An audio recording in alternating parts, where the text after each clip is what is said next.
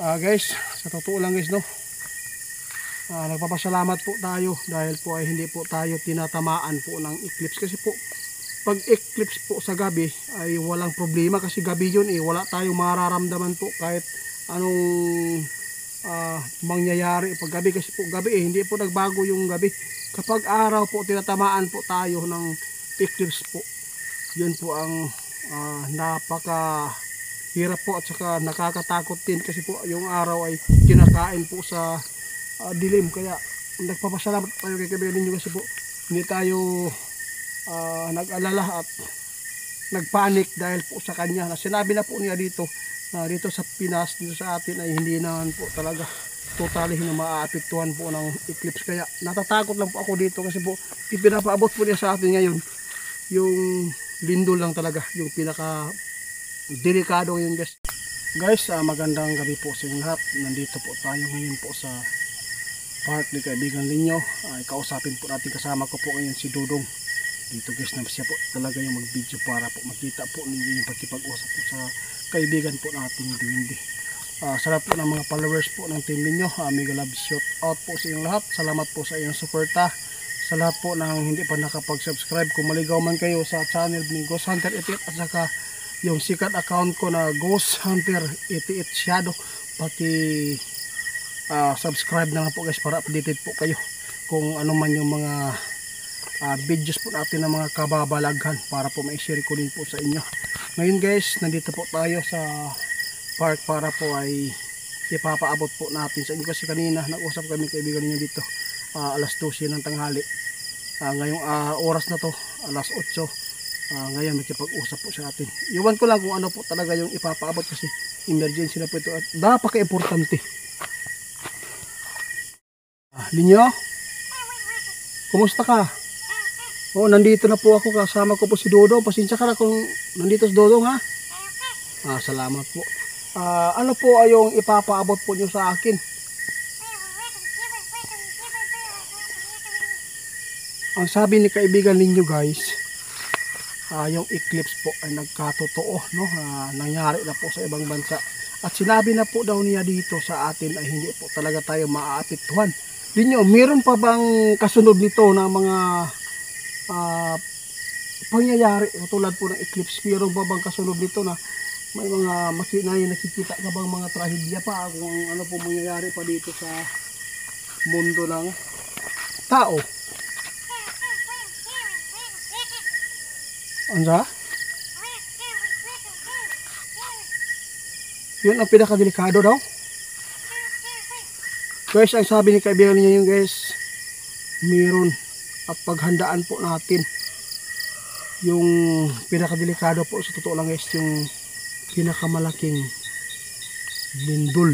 Yun po ang pinakadelikado ngayon guys, na sana po ay hindi po matuloy, no? Hindi po mangyayari. Kasi nakita ni kaibigan ninyo ngayon guys, mayroong lindol na pinakamalakas po na mangyayari po dito sa mundo natin. Sana po ay maingatan po tayo, no? Napakahirap po talaga kaibigan kasi po marami po tayong mga OFW na dito po sa ating nirahan, no? Mga Pinay at saka Pinoy nandun po sa ibang bansa. Kawawa. Sabi po ni kaibigan ninyo guys, hindi lang po doon sa ibang bansa kundi pati dito sa Pilipinas din kasi po nakakaawa po talaga pag mangyayari po yung pinakamalakas na lindol kasi po ilang tao po daw talaga yung makukuha. Sana po kaibigan ninyo na hindi po talaga magkakatotoo po yung ipinapaabot po yung sa amin. Ito ba yung sinasabi mo kaninang tanghali na delikado po na ipapaabot po inyo sa atin? Ay nako, dito tayo daw. Paano na lang kung anong gagawin po ng mga tao?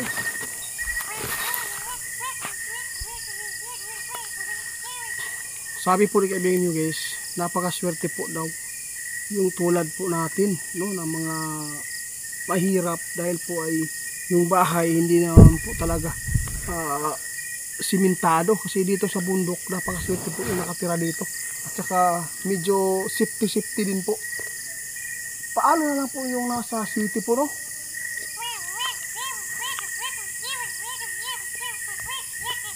guys, sabi ko rin inyo guys, hindi po siya nananakot po sa inyo, kundi dapat po talaga, no, yung mga kadalasan po talaga yung nasa city ay simentado po yung bahay, second floor,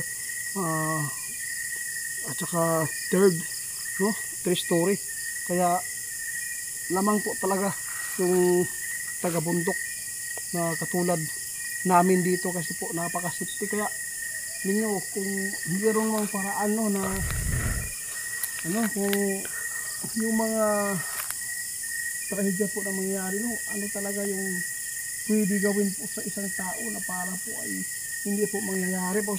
Sinabi po ninyo kahapon ay hindi po matatamaan po yung dito sa atin, no. Oo, totoo yan, nagkatotoo po sa ibang bansa, mayroon na pong ano, tinamaan po ng eclipse, pero hindi naman siguro umabot po ng 24 hours, 12 hours siguro. Kasi sabi po ninyo, kapag umabot po ng 48 hours, napakadelikado na po daw yan guys. Dapat walang lalabas po, no, doon sa bahay po niyo. Dapat po ay nakasirado lahat, huwag po kayong lalabas, kasi hindi po maganda po sa katawan po ninyo pag guys, sa totoo lang guys, no, nagpapasalamat po tayo dahil po ay hindi po tayo tinatamaan po ng eclipse. Kasi po pag eclipse po sa gabi ay walang problema, kasi gabi yun, wala tayong mararamdaman po kahit anong mangyayari pag gabi. Kasi po gabi hindi po nagbago yung gabi. Kapag araw po tinatamaan po tayo ng eclipse po, yun po ang napaka hirap po at saka nakakatakot din, kasi po yung araw ay kinakain po sa dilim. Kaya nagpapasalamat tayo kay Kaibigan ninyo, kasi po hindi tayo nag-alala at nagpanik dahil po sa kanya, na sinabi na po niya dito dito sa Pinas, dito sa atin ay hindi naman po talaga totally na maaapektuhan po ng eclipse. Kaya natatakot lang po ako dito, kasi po ipinapaabot po niya sa atin ngayon yung lindol lang talaga, yung pinaka delikado yun guys. Sana ay hindi po magkakatotoo po yung sinabi ni Kaibigan ninyo guys. O tama yung po Kaibigan ninyo. Sabi ni Kaibigan ninyo guys, hindi po si Rinyo nananakot, kundi isa lang ang paraan po dyan. Alam na po ninyo kung ano, na tayo ay maingatan. Kaya ngayon guys, hindi natin patatagalin po yung pagkikipag-usap natin kay Kaibigan ninyo, kasi po meron po kaming lakad po ngayon. Salamat po sa inyong suporta guys. Shout out na lang po sa mga OFW. Mega love shout out po Ma'am Divina Sheba, at saka si Ate Sara. Mega love shout out Ma'am MJ, salamat po sa inyo. Sir Joey, thank you so much sa inyong suporta. At saka po si Ma'am Kiara, Ma'am Mirian, at saka po si Ma'am Jean Hoxon, Jan Digia. Mega love shout out po, salamat sa suporta. Sa lahat po ng hindi ko mababanggit po dito, mahal ko po kayo guys. Salamat po sa suporta. I love you.